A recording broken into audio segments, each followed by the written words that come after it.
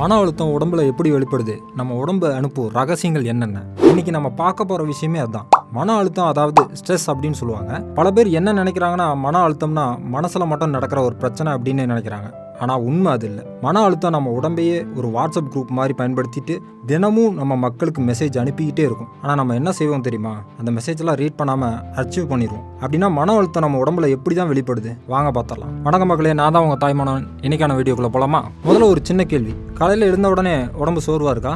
Night 8 மணி நேரம் தூங்கினாலும் இன்னும் கொஞ்சம் நேரம் படுத்துருக்கலாம் அப்படின்னு தோணுதா? அப்படின்னா அது வெறும் சோம்பேறித்தனம் மட்டும் இல்லை, அது மன அழுத்தத்தோட அறிகுறியாகவும் இருக்கலாம். ஏன்னா ஸ்ட்ரெஸ் வந்தால் நம்ம உடம்பு எப்பவும் எமர்ஜென்சி மோட்லேயே இருக்கும். நம்ம முன்னாடி புலி நிற்கிற மாதிரி நம்ம மூளை நினைக்கும். நல்லா பாருங்க, அது புலியாக இருக்காது, நம்ம கட்ட வேண்டிய இஎம்ஐயாக இருக்கும். அதுவும் இல்லைன்னா நம்ம ஆஃபீஸ் ப்ராஜெக்டோட டெட்லைனாக கூட இருக்கும். அடுத்து அடிக்கடி தலைவலி வருதா? பல பேர் கண் பார்வை கூட குறைஞ்சிருக்கும். கேட்டால் தண்ணி குறைவாக குடிச்சிருப்பேன் அப்படின்னு சொல்லுவாங்க. ஆனால் தொடர்ந்து தலைவலிக்கு வர காரணம் கழுத்து வலி, தோள்பட்டை இருக்கும். இதெல்லாம் மன அழுத்தத்தால் கூட வரும். ஸ்ட்ரெஸ் நம்மளோட தசைகளை தானாகவே டைட் ஆக்கிரும். அதாவது நம்ம உடம்பு ஜிம்முக்கு போகாமலே ஒர்க் அவுட் மோடில் இருக்கும். இன்னொரு ஆச்சரியமான விஷயம் என்னன்னா, நம்ம வயிற்றுக்கும் நம்ம மனசுக்கும் நேரடி கனெக்ஷன்ஸ் இருக்கு. அதனால நம்ம லைஃப்ல ரொம்ப முக்கியமான மொமெண்ட்ஸ்ல நம்ம வயிற்றுல பத்தாம்பூச்சி பறக்கிற மாதிரி இருக்கும். அதுவும் இன்னும் சில பேருக்கு இன்டர்வியூஸ்ல போறதுக்கு முன்னாடி வயிற்றுல புளிய கலைக்கிற மாதிரி இருக்கும். சில பேருக்கு மன அழுத்தம் வந்தா வயிற்று வலி வரும், அஜீரண கோளாறு ஏற்படும், அதிகமாக பசி எடுக்கும், இல்லைன்னா பசியே இல்லாமல் இருக்கும்.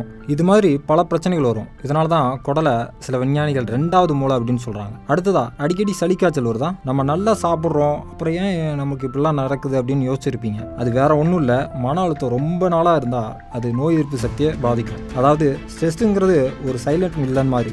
நேராக ஃபைட்டுக்கு வராது, ஆனால் நம்மளை பலவீனப்படுத்தி அவன் தாண்டா பெரிய வேலையை பார்த்து விட்டு போயிட்டான் அப்படின்ற மாதிரி இருக்கும். இன்னொரு விஷயம் கூட பல பேருக்கு தெரியாது. ஸ்ட்ரெஸ் வந்தால் சில பேருக்கு முடி கொட்டுறது கூட அதிகமாக இருக்கும். ஆனால் கண்ணாடி முன்னாடி நின்றுக்கிட்டு இந்த சீப்பு தான் காரணம் அப்படின்னு சீப்பை திட்டுறது. அதனால தான் சில நேரத்தில் இதுக்கெல்லாம் காரணம் மன அழுத்தமாக கூட இருக்கலாம் அப்படின்னு நினைக்க தோணுது. அதே போல் அடிக்கடி மறதி வருதா?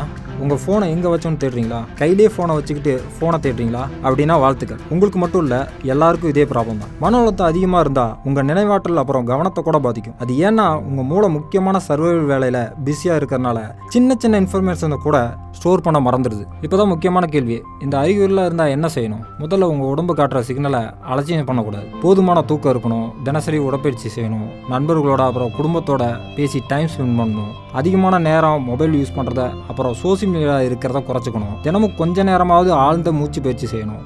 இதெல்லாம் மன அழுத்தத்தை கொஞ்சம் கொஞ்சமாக குறைக்கும். கடைசியாக ஒரே ஒரு விஷயம், நம்ம உடம்பு ஒரு நல்ல நண்பன் மாதிரி. அது பேசாது, ஆனால் சிக்னல் கொடுக்கும். தலைவலி, சோர்வு, வயிற்று பிரச்சனை, தூக்கம் இல்லாமல் இருக்கிறது, இதெல்லாம் சேர்த்து கொஞ்சம் என்னையும் கவனி அப்படின்னு சொல்லிகிட்டே இருக்கும். அதனால் மன அழுத்தத்தை சாதாரணமாக எடுத்துக்கக்கூடாது, அதை சரியாக கவனிச்சுக்கிட்டே இருக்கணும். ஏன்னா மனசு ஆரோக்கியமாக இருந்தால் தான் நம்ம உடம்பும் ஆரோக்கியமாக இருக்கும். அப்புறம் இந்த வீடியோவும் ஆரோக்கியமாக இருக்கணும்ல, அதுக்கு அழகாக ஒரு லைக்கு, சின்னதாக ஒரு ஷேரு, கஷ்டமே இல்லாமல் ஒரு கமெண்ட்டு. இப்போ தான் ஒரு முக்கியமான விஷயம் நீங்கள் பண்ண போகிறீங்க, அதான் சப்ஸ்கிரைப் பண்ணிட்டீங்கன்னா இந்த சேனலும் உங்களை மாதிரி ஆரோக்கியமாக இருக்கும். உங்களுக்கு இது போல் இன்ட்ரெஸ்டிங்கான வீடியோஸ் வந்துக்கிட்டே இருக்கும். ஸோ ஹாப்பியாக இருப்போம், எல்லாரும் ஹாப்பியாக இருப்போம். இன்னொரு வீடியோவில் பார்க்கலாம். வரட்டா மக்களே.